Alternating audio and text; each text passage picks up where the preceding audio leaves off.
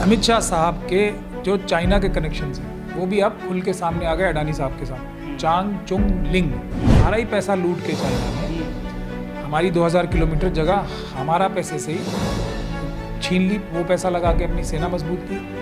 आज भी trade deficit 80-20 का चाइना से है हमारा। अगर 1 रुपये का व्यापार होता है तो 80 पैसे चाइना कमाता है, 20 पैसे कहीं हमारे हाथ में आते हैं। तो कहूँगा कि मनुवादी मानसिकता के गुजराती बिजनेसमैन जो हैं वो चाइना और पाकिस्तान के साथ मिलकर हमारे देश की फॉरेन पॉलिसी, डिफेंस पॉलिसी और फाइनेंस पॉलिसी को कॉम्प्रोमाइज़ कर रहे हैं। इसरा नहीं रहे थे, चुरा रहे थे। वो अफसर और अडानी साहब मिलके अमित शाह साहब के कहने पर ये चुरा रहे थे। ये जानबूझ के साजिश करके चुराया गया है पैसा और देश की जनता का पैसा चुराया गया है। जैसे जैसे टाइम जाता जा रहा है कोई शक और शुबे की गुंजाइश रह ही नहीं जाती है। सारे दरवाजे बैंकों के, LIC के खोल दिए गए कि लूट सको तो लूट लो, जितना लूट सको उतना लूट लो। ये काम अरुण जेटली जी की डेथ के बाद से शुरू। ये अडानी साहब की कंपनी जो है बढ़ तो बहुत तेज़ी से रही थी, लेकिन ये तूफानी राइज उनकी डेथ के बाद शुरू हुआ है।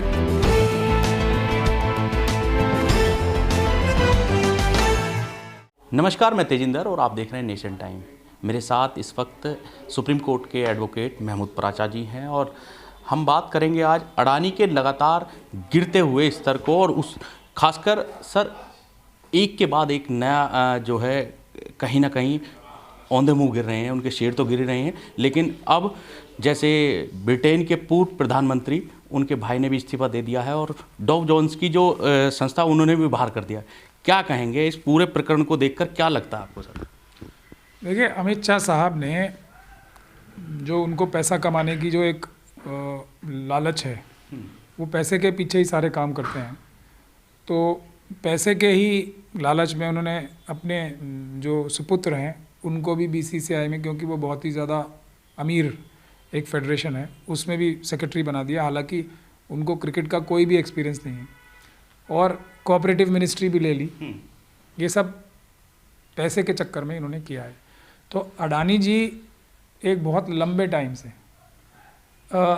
सरकारी जो उनके मित्र हैं या जो उनके बॉसेस हैं, क्योंकि मैं ये नहीं मानता कि बिज़नेस जो है अडानी जी का है, ये अमित शाह साहब का बिज़नेस है सारा। इसमें कोई शक और शुबे की गुंजाइश, जैसे जैसे टाइम जा रहा है वैसे वैसे कोई शक और शुबे की गुंजाइश रह नहीं जाती। अडानी साहब सिर्फ एक फ्रंट हैं। तो इस सिलसिले में अगर आप लोग देखेंगे तो हज़ारों एकड़ लैंड गुजरात में इनको दी गई उस टाइम में जब मोदी जी चीफ मिनिस्टर थे। इनका अपना क्या था? इनका अपना तो कुछ भी नहीं था। ये हिंडनबर्ग रिपोर्ट ही अगर पढ़ ली जाए, उसके अलावा हिंडनबर्ग रिपोर्ट तो टिप ऑफ द आइसबर्ग है। मतलब इतनी सी बात है। अभी इनका 90% जो कारनामे हैं वो तो अभी दुनिया के सामने आए नहीं हैं, और इनके परिवार के।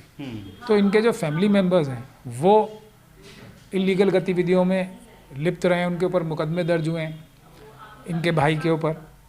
अब दूसरा, अमित शाह साहब के जो चाइना के कनेक्शंस हैं वो भी अब खुल के सामने आ गए अडानी साहब के साथ। चांग चुंग लिंग मैं इस बात को शायद आपके इंटरव्यू में भी कई बार कह चुका हूँ कि मनुवादी मानसिकता के गुजराती बिजनेसमैन जो है वो चाइना और पाकिस्तान के साथ मिलके हमारे देश की फॉरेन पॉलिसी, डिफेंस पॉलिसी और फाइनेंस पॉलिसी को कॉम्प्रोमाइज़ कर रहे हैं। इसी वजह से हमारा ही पैसा लूट के चाइना ने हमारी 2000 किलोमीटर जगह हमारा पैसे से ही छीन ली। वो पैसा लगा के अपनी सेना मजबूत की। आज भी ट्रेड डेफिसिट 80-20 का चाइना से है हमारा। अगर 1 रुपये का व्यापार होता है तो 80 पैसे चाइना कमाता है, 20 पैसे कहीं हमारे हाथ में आते हैं। ये सब क्यों हो रहा है? क्योंकि अमित शाह साहब, अडानी जी और अपने दूसरे जो इस तरह के जो फ्रंट हैं उनके साथ मिलके, चाइना की कंपनीज के साथ मिलके देश को लूट कर पैसा बाहर इकट्ठा कर रहे हैं। यही अडानी जी का खेल है। अब इसमें एक बहुत महत्वपूर्ण बात है कि ये जो उनका 80% से 85% जो इन्होंने पैसा कमाया है वो पिछले 3 साल में कमाया है। वो कब? जबकि अरुण जेटली साहब की डेथ हो गई। उससे पहले इनका ग्राफ इतनी तेजी से नहीं बढ़ा। ये बात आप समझ लीजिए। पीछे क्या कारण था? क्योंकि अरुण जेटली साहब एक सीनियर आदमी थे। समझ रहे हैं आप बात? तो ना अमित शाह साहब की इतनी हिम्मत थी और ताकत थी, ना मोदी जी की थी कि उनसे जाके कोई इतना ज़्यादा गलत काम कराया जा सके। तो उसी लिए ये अडानी साहब की कंपनी जो है बढ़ तो बहुत तेज़ी से रही थी, लेकिन ये जो एकदम इसका जो कहा जाता है ना एकदम तूफानी राइज नहीं हुआ था। तूफानी राइज उनकी डेथ के बाद शुरू हुआ है, क्योंकि तब सारे दरवाजे बैंकों के, LIC के खोल दिए गए कि लूट सको तो लूट लो, जितना लूट सको उतना लूट लो। ये काम अरुण जेटली जी की डेथ के बाद से शुरू हुआ। सर, अगर अडानी जी की नेटवर्थ की बात करें तो उससे कई गुना ज़्यादा लोन जो है इन्होंने लिया हुआ है, कर्जदार है मतलब। अब आपने एक नया बात बताई है कि चीनी सेठ से जो कनेक्शन, लिंग चीनी एक सेठ नहीं है, अभी तो एक का नाम आया है हाइडेनबर्ग रिपोर्ट से। बहुत सारे ऐसे हैं, चीनी सेठ नहीं, चीन की जो कंपनियां हैं, जो उनकी जो वहाँ पे कम्युनिस्ट पार्टी ऑफ चाइना है उनकी फ्रंट कंपनीज, और जो पीपल्स लिबरेशन आर्मी जो उनकी आर्मी है उनकी फ्रंट कंपनीज में कितने गुजराती मनुवादी मानसिकता के बिजनेसमैन उसमें डायरेक्टर और पार्टनर है। इसकी इन्वेस्टिगेशन सबसे पहले होनी चाहिए। निर्मला सीतारमन जी जो हैं उन्होंने रविशंकर प्रसाद इनके सुशील मोदी जी के एक राज्यसभा के क्वेश्चन के जवाब में ये बताया था कि चाइनीज सिर्फ 3 कंपनी, ओप्पो, वीवो और एक और कंपनी 75,000 करोड़ रुपए इंडिया से चुरा के अभी पिछले 1 साल में भागी हैं। 75,000 करोड़, वो पैसा कहाँ गया? वो भी सब ये अमित शाह और अडानी और इन जैसे जो दूसरे लोग हैं उन्हीं की मिली भगत से। उसमें भी गुजराती मनुवादी मानसिकता के बिजनेसमैन उनके ऑफिस बेयर है। वाइस प्रेसिडेंट अभी भी हैं एक जैन करके जो गुजरात से आते हैं, इसके ओप्पो के या वीवो के। सर, इस पूरे फाइनेंशियल क्राइसिस में क्या नज़र आ रहा है आपको कि इसकी भरपाई कैसे हो पाएगी? क्या हो? देखिए, अडानी जी के पास तो कभी भी एक पैसा नहीं था। वो अहमद पटेल एक कांग्रेस के नेता थे, उनके चेले थे सबसे पहले, उन्हीं का पैसा रखते थे पहले वो। अच्छा। बाद में क्योंकि उनके और मोदी जी के और अमित शाह के बहुत घनिष्ठ संबंध थे तो उन्होंने इनको मिलवाया, और तब से ये अमित शाह और मोदी जी के खास चेले हैं, मतलब उनका फ्रंट है ये। अडानी का कुछ भी नहीं। जैसे आपने कहा ना कि उनकी जो नेटवर्थ है, नेटवर्थ तो उनकी हमेशा से बहुत माइनस में रही है। जब उनका परिवार डायमंड की बिजनेस करता था तब से ही उनके ऊपर चोरी के और दूसरी तरह के क्रिमिनल केसेस दर्ज हुए, और फिर वो डायमंड का बिजनेस बंद करके इस काम में लग गए जो पॉलिटिशियंस हैं उनका पैसा रखने में, और इसी काम उनका कोई बिजनेस का किसी का एक्सपीरियंस है ही नहीं। बिल्कुल झूठ बात है, आज भी वही स्थिति है। सब पैसा तो अमित शाह जी और दूसरे लोगों का है, तो इनका क्या है? कुछ नहीं। ये तो अब शायद ये जो हुआ है, एक तो 3-4 इसकी पॉसिबिलिटीज़ हो सकती हैं और इन्वेस्टिगेशन होनी चाहिए। सबसे पहली चीज़ ये है कि इसकी इन्वेस्टिगेशन सबके सामने होनी चाहिए। जो तथ्य हैं कि पहले कौन कौन सेबी का ऑफिसर, कौन कौन ईडी का ऑफिसर, कौन कौन सीएजी का ऑफिसर इनके साथ मिला हुआ है कि ये सब गोरख धंधा चलता रहा और किसी ने देखा ही नहीं। हिंडनबर्ग को ये बाहर से नज़र आ गया, हमारे अधिकारियों को नज़र ही नहीं आया।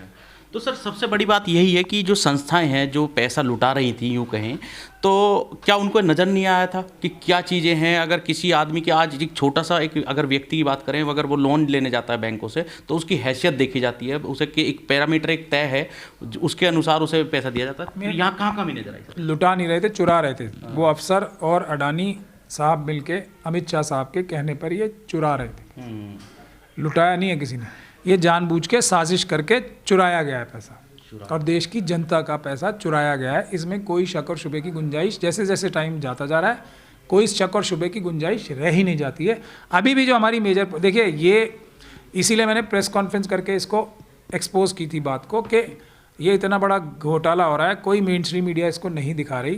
तो जो सोशल मीडिया, ईमानदार सोशल मीडिया है आप जैसे लोगों की, उन्हीं के साथ प्रेस कॉन्फ्रेंस करके तब से ये मुद्दा जो है उठा। नहीं तो हिंडनबर्ग का भी मुकदमा जो ये इशू आया है, ये कहीं ना कहीं दबा लिया जाता और अडानी साहब को सबसे बड़ा देशभक्त और ये भारत के ऊपर हमला बता के इसको रफा दफा कर दिया जाता मुझसे। लेकिन आप लोगों को मुबारकबाद देना चाहता हूँ कि आपकी वजह से ये आज सबको, इसमें जो वो क्रिमिनल मीडिया है उसको भी ये इशू आज हाईलाइट करना पड़ रहा है। ये सबसे महत्वपूर्ण है। लेकिन कहीं ना कहीं पक्षधर आ रही है नज़र, और ये भी निकल कर आ रहा है कि इसमें जो है भारत के खिलाफ कोई साजिश की जा रही है, मतलब अडानी के थ्रू भारत के खिलाफ कोई साजिश की जा रही है। तो इन्वेस्टिगेशन क्यों नहीं करते? हिंडनबर्ग के खिलाफ ये तो एक तरह से आतंकवाद की घटना है ना। देश की इकोनॉमिक सिक्योरिटी, धारा 15 जो यूएपीए की है उसमें इकोनॉमिक सिक्योरिटी को खतरा पहुंचाना आतंकवाद की घटना।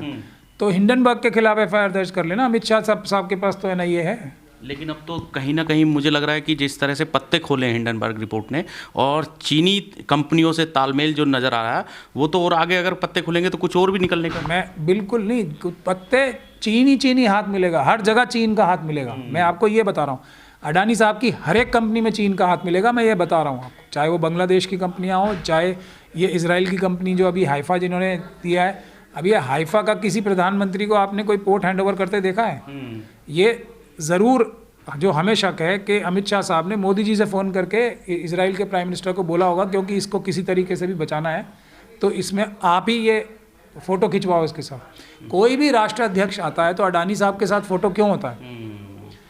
जो श्रीलंका की पार्लियामेंट है उसमें ये चीज़ आई है कि मोदी जी ने, और मुझे पूरी उम्मीद यही शक किया है कि अमित शाह साहब ने मोदी जी से फ़ोन कराया होगा श्रीलंका की गवर्नमेंट को भी कि अडानी साहब को ये कॉन्ट्रैक्ट दे दो। आपने वो भी कंट्रोवर्सी सुनी होगी ना। ऑस्ट्रेलिया में अमित शाह साहब ने ही मोदी जी के साथ बिठा के भेजा होगा इनको। ऑस्ट्रेलिया जब पहली ट्रिप पे गए थे मोदी जी, तो आप सब लोग ये देखिए कि ये क्या हो रहा है। ये इसलिए किसी भी देश को आज किसी इशू पे बात नहीं करनी चाहिए, सिर्फ यही एक इशू है। इसी से देश में आज गरीबी, भुखमरी, बेरोज़गारी, प्राइवेटाइजेशन, ये सब जिसका जो है, ये सब बीमारियों का हल अगर अडानी के खिलाफ एक्शन ठीक से हो जाता है तो ये पूरी बीमारियों का हल हो जाएगा। और देश जो हमारा इस वक्त ऐसे कगार पे है कि हमें इस वक्त ये हमारा डिकेड्स हैं, एक डिकेड तो 14 से लेके 20 तक ख़राब हो गया हमारा। अभी ये भी हमारा कुछ ही साल ऐसे होते हैं, जैसे चाइना के पास 20 साल थे, उसने तरक्की की। हमारे ये 20-25 साल निकल जाएंगे इन चोरियों और डकैतियों में, जो कि हमारे ये मनुवादी मानसिकता की सरकार बन गई है। ख़ास तौर पे उसमें अमित शाह साहब ऐसे हैं जो पैसे के अलावा उनको कुछ नज़र ही नहीं आता, हर जगह से पैसा निकालना है उन्हें। तो ये जो है, इस पे इन्वेस्टिगेशन होनी चाहिए। अडानी को तुरंत अरेस्ट करना चाहिए, नहीं तो वो देश छोड़ के भाग जाएंगे। इसमें मुझे तो कोई शक और शुबे की गुंजाइश नहीं है। और अमित शाह साहब को फ़ौरन होम मिनिस्ट्री से इस्तीफ़ा देना चाहिए। सर, LAC के मुद्दे पर हमेशा भारत जो है वो बैकफुट पर रहा है। क्या इस मामले को भी वहाँ जोड़कर देखा जा सकता है? अगर मैंने आपको बताया ना कि हमारा ही पैसा लेके, चाइना ने हमारा ही पैसा लेके अपनी आर्मी मजबूत की और हमारी ही ज़मीन हमारे पैसे से ही छीन ली। और उसके बावजूद भी ये देखिए ना, हमारी जो फ़ौज है वो कितनी मतलब बेकरार है अपनी जगह वापस लेने के लिए चाइना से, और पाकिस्तान ऑक्यूपाइड कश्मीर वापस लेने के लिए। यहाँ तक कि एक जनरल ने तो प्रेस में बोल दिया है बात कि सरकार हमें अगर बोले तो हम POK वापस ले लेंगे। तो ये मोदी जी क्यों नहीं बोल रहे, सरकार क्यों नहीं बोल रही आर्मी को POK वापस लेने के लिए? ये सबसे बड़ा मुद्दा है। तो चाइना कनेक्शन यहाँ तक घुसा हुआ है। जब फौज लेने को बेकरार है तो POK क्यों वापस नहीं ले रहे? कितनी जो आतंकवाद की घटनाएं होती हैं, हमारे यहाँ मिलिटेंसी हो रही है कश्मीर में, दूसरी जगह रोज़ हो रही है, तो बंद नहीं हो जाएगी POK अगर हम वापस ले लेंगे तो? नहीं, क्यों नहीं? ठीक है सर, बहुत बहुत धन्यवाद। अडानी ग्रुप के चाइनीज कनेक्शन निकलने के बाद हिंडनबर्ग की रिपोर्ट कुछ और सवालों के साथ पुख्ता होती जा रही है और अपनी रिपोर्ट में जो दावे कर रही है उससे कहीं ना कहीं सरकार के साथ, अडानी के साथ साथ सरकार भी घिरती नजर आ रही है। दिल्ली से तेजिंदर सिंह, नेशन टाइम। इस वीडियो में कही गई सभी बातें वक्ता की अपनी राय है, जिसकी पुष्टि हम या हमारा चैनल नेशन टाइम नहीं करता।